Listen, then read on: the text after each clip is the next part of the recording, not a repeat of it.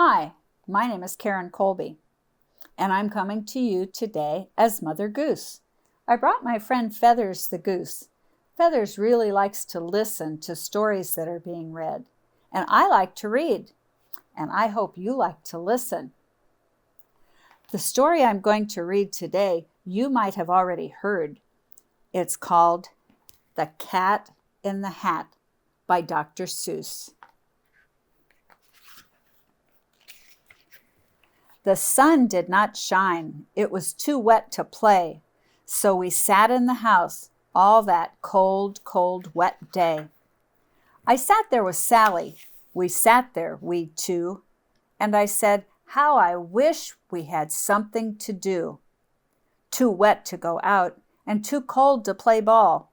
So we sat in the house. We did nothing at all. So all we could do was sit, sit, sit, sit. And we did not like it, not one little bit. Then something went bump. How that bump made us jump. We looked, then we saw him step in off the mat. We looked and we saw him, the cat in the hat. And he said to us, why do you sit there like that? I know it is wet and the sun is not sunny, but we can have fun. Lots of good fun that is funny. I know some good games we could play, said the cat. I know some new tricks, said the cat in the hat. A lot of good tricks. I will show them to you. Your mother will not mind at all if I do. Then Sally and I did not know what to say. Our mother was out of the house for the day. But our fish said, no, no, make that cat go away. Tell that cat in the hat you do not want to play. He should not be here. He should not be about. He should not be here when your mother is out. Now, have no fear. Have no fear, said the cat. My tricks are not bad, said the cat in the hat. Why, we can have lots of good fun if you wish, with a game that I call Up, Up, Up with a Fish. Put me down, said the fish. That is no fun at all. Put me down, said the fish. I do not wish to fall. The cat in the hat had the fishbowl balanced on the top of his umbrella. Have no fear, said the cat. I will not let you fall. I will hold you up high as I stand on a ball with a book in one hand and a cup on my hat. But that is not all I can do, said the cat. So there he is standing on a ball, holding a book and holding the fish in the fishbowl on top of his umbrella. Uh-oh, that looks like trouble. Look at me now, said the cat, with a cup and a cake on the top of my hat. I can hold up 2 books. I can hold up the fish and a little toy ship and a milk on a dish. And look, I can hop up and down on the ball. But that is not all. Oh no, that is not all. Look at me, look at me, look at me now. It's fun to have fun, but you have to know how.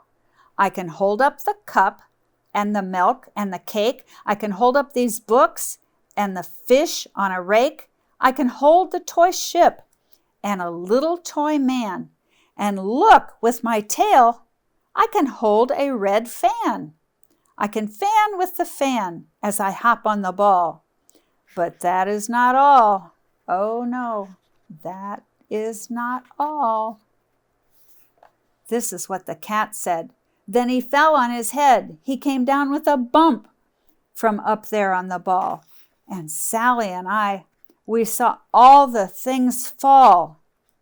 The fish and the cake and the fan and the umbrella and the rake and the hat and the milk and the ball and the boat. Everything fell. And our fish came down too. He fell into a pot. He said, do I like this? "Oh no, I do not. This is not a good game," said our fish as he lit. "No, I do not like it, not one little bit." "But I like to be here. I like it a lot," said the Cat in the Hat to the fish in the pot. "I will not go away. I do not wish to go." And so the Cat in the Hat, "So, I will show you another game I know." Uh-oh. And then he ran out. Then, fast as a fox, the Cat in the Hat came back in with a box. A big red wood box. It was shut with a hook. "Now look at this trick," said the cat. "Take a look." And then he got up on top with a tip of his hat. "I call this game Fun in a Box," said the cat. "In this box are two things I will show to you now. You will take these two things," said the cat with a bow. "I will pick up the hook, and you'll see something new. Two things, and I call them One Thing and Thing Two. These things will not bite you. They want to have fun."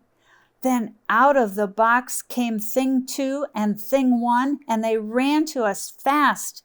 They said, "How do you do? Would you like to shake hands with Thing One and Thing Two?" Look at these funny little critters.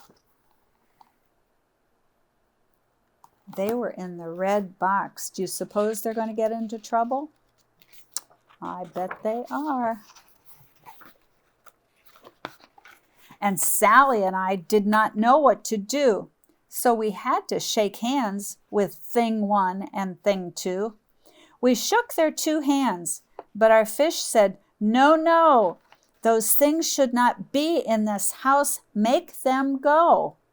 They should not be here when your mother is out. Put them out," said the fish in the pot. "Have no fear, little fish," said the Cat in the Hat. "These things are good things," and he gave them a pat. "They are tame, oh so tame. They have come here to play. They will give you some fun on this wet, wet, wet day." Then Sally and I saw them run down the hall. We saw these two things bump their kites on the wall. Bump, thump, thump, bump, down the hall. Thing Two and Thing One, they ran up, they ran down on the string of one kite. We saw Mother's new gown, her gown with the dots that are pink, white, and red. Then we saw one kite bump on the head of her bed. Look at the picture. Their mother's dress is caught on the kite string, and they're running all around with it. Oh my. Then those things ran about with big bumps, jumps, and kicks, and with hops and big thumps, and all kinds of bad tricks. And I said, "I do not like the way that they play. If Mother could see this, oh, what would she say?" Then our fish said, "Look, look!" And our fish shook with fear. "Your mother is on her way home. Do you hear? Oh, what will she do to us? What will she say? Oh, she will not like it to find us this way." "So do something fast," said the fish. "Do you hear? I saw her. Your mother is near. So as fast as you can, think of something to do. You will have to get rid of Thing One and Thing Two." So as fast as I could, I went after my net, and I said, "With my net, I can get them, I bet. I bet with my net, I can get those things yet." Then I let down my net. It came down with a plop, and I had them at last. Those two things had to stop. Then I said to the cat, "Now you do as I say. You pack up those things and you take them away." "Oh dear," said the cat, "you did not like our game? Oh dear, what a shame, what a shame, what a shame." Then he shut up the things in the box with a hook, and the cat went away with a sad kind of look. "Oh, that is good," said the fish. "He has gone away, yes, but your mother will come and she'll find this big mess. And this mess is so big and so deep and so tall, we cannot pick it all up. There is no way at all." And then, who was back in the house? Why, the cat. "Have no fear of this mess," said the cat in the hat. "I always pick up all my playthings and I will show your mother another trick that I know." Then we saw him pick up all the things that were down.